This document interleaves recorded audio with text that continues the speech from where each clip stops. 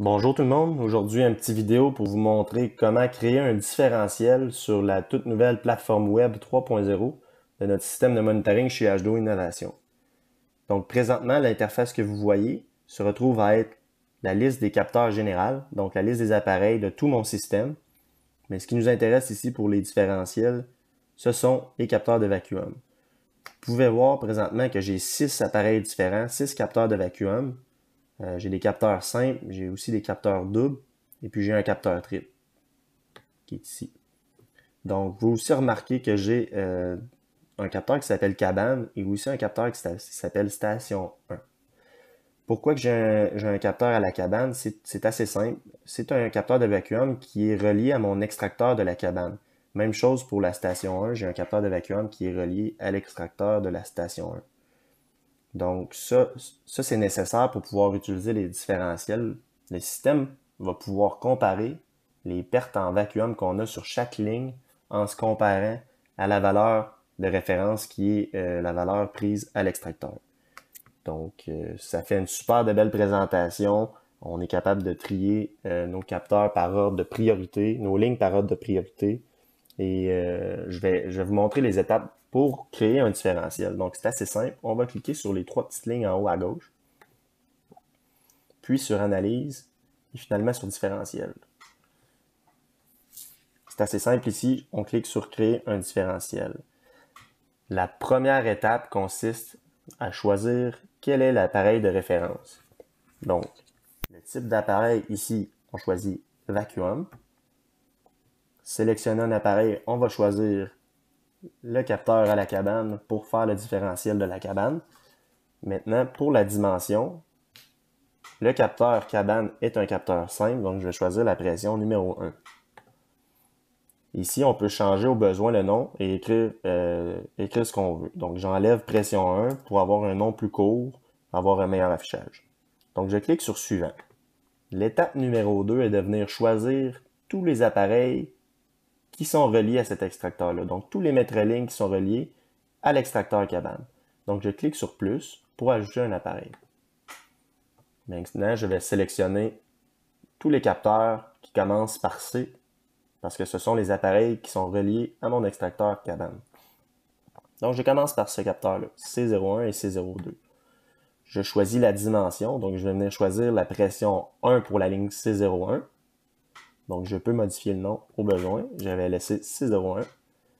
Et je continue le processus en rechoisissant le même capteur, mais cette fois-ci, la pression numéro 2.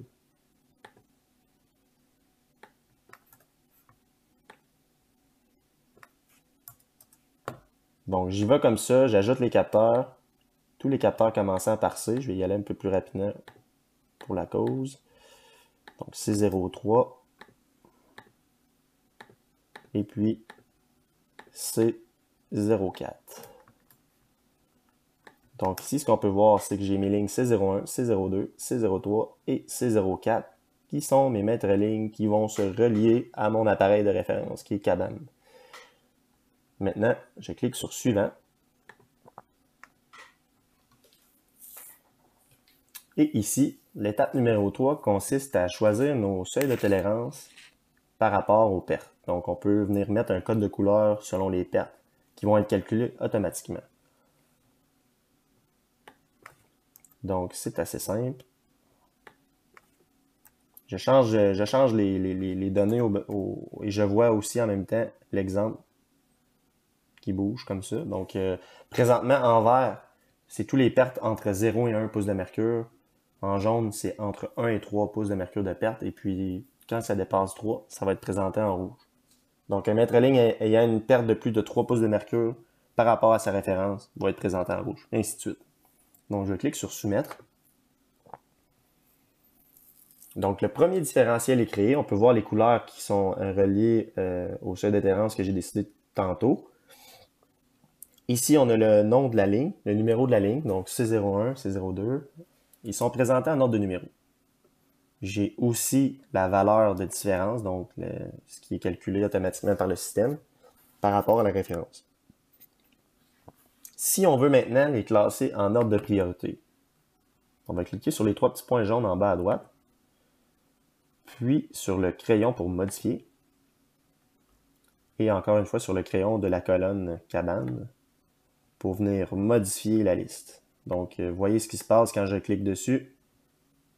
La pire ligne présentant une perte de 5.72 est présentée en haut, tandis que la meilleure est en bas. Donc, c'est par ordre de priorité. On clique sur la disquette, puis sur sauvegarder. Et maintenant, mon différentiel cabane est présenté par ordre du pire au meilleur, en fait. Donc, aussitôt qu'une ligne va tomber avec une perte assez majeure, elle va tomber en rouge et va se placer en tête de la liste. Maintenant, une autre option est d'afficher les valeurs réelles, donc les valeurs qui sont prises directement par le capteur au bout de la ligne. Car présentement, on voit seulement que les différences. Donc, on clique sur les trois petits points, sur Réglages, puis sur Afficher les valeurs réelles, on va mettre un petit crochet. Seulement qu'à cliquer sur Sauvegarder. Maintenant, on voit les valeurs réelles. Donc, la ligne C03 elle a une valeur réelle de 0 pouces de mercure et une différence de 5.72. C'est assez simple. 5.72 à la référence, moins 0 au bout du mètre ligne, donne une perte de 5.72. Une autre option aussi, dans le cas qu'on a plusieurs stations, plusieurs références, plusieurs différentiels, on peut venir bouger nos colonnes puis les placer dans l'ordre qu'on veut.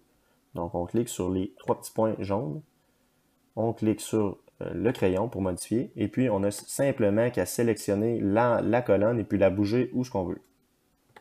Donc, on les place comme ça. Si j'avais plusieurs colonnes, je pourrais les trier comme je veux. Donc, c'est une option de la page.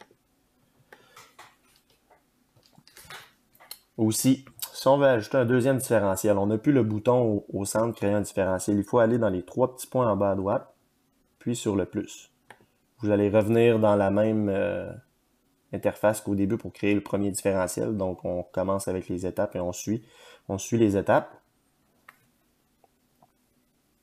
Maintenant, si vous modifiez vos installations dans l'année, vous rajoutez une ligne, vous avez oublié une ligne, vous pouvez modifier le différentiel en cliquant sur le petit plus ici, en en-tête, puis sur modifier le différentiel, et on recommence le processus. Donc, on n'a qu'à cliquer sur suivant et de venir ajouter des lignes ici, au besoin, les lignes qu'on aurait rajoutées.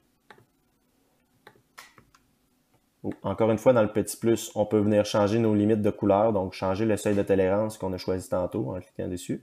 Et on peut aussi supprimer le différentiel. On a aussi un accès direct au graphique. Donc C03, C04, je vais prendre la ligne C01. Donc ici, je clique sur les trois petits points au bout. Je fais détail. Je tombe directement dans les détails du capteur C01 et C02. Quand on rentre dans les détails, on voit automatiquement un graphique des 2 dernières heures et on a un accès rapide pour voir un plus grand graphique. On peut voir avec le curseur, ma pression descend au fil du temps. Ma pression 1, ma pression 2. J'ai aussi ma température ici qui monte. Donc, on peut venir jouer comme ça avec le graphique pour se rendre compte des problèmes qui ont pu survenir. On a aussi notre pourcentage de batterie, donc toutes les informations sur ce capteur-là. Donc, ça fait le tour pour la création de différentiels. Si vous avez des questions, n'hésitez pas à nous contacter. Sur ce, je vous souhaite une bonne saison. Merci.